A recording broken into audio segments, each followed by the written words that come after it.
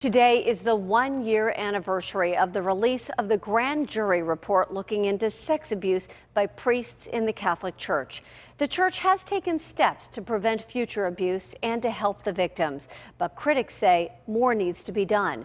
John Delano sat down with State Attorney General Shapiro to discuss the church sex abuse scandal. It's a story you'll see only on KDKA.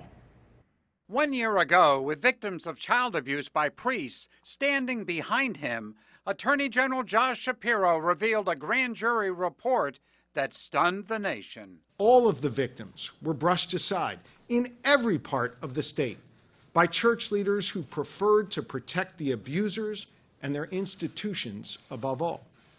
Priests were raping little boys and girls, and the men of God who were responsible for them not only did nothing, they hid it all for decades. A year later, Shapiro has mixed emotions on what has happened since.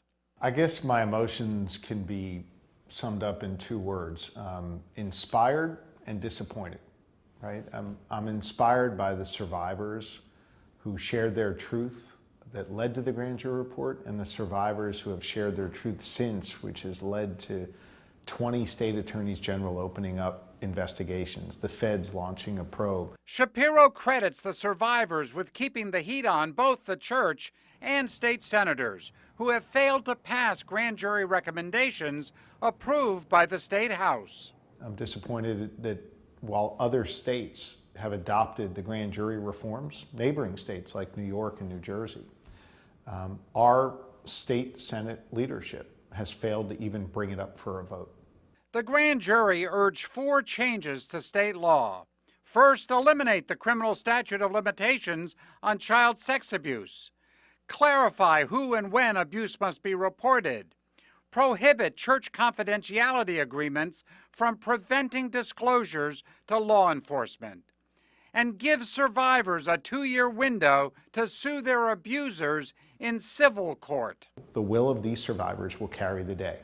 And those handful of Republican senators who continue to listen to the lobbyists for the Catholic Church and the lobbyists for the Insurance Federation, ultimately the voices of those lobbyists will be drowned out by the voices of the survivors and the will of the people of Pennsylvania, and I believe it'll get done here. Now, I reached out to State Senator Joe Scarnati, the Republican leader in Harrisburg, who tells me he is, quote, committed to working with my colleagues to address the 3 House bills currently in the Senate pertaining to child sexual abuse, unquote. Now, Shapiro also continues to criticize Catholic dioceses for not doing enough. 1 year ago, he set up a clergy abuse hotline, which as of today has received about 1,900 calls, of which 90% involve a Catholic priest.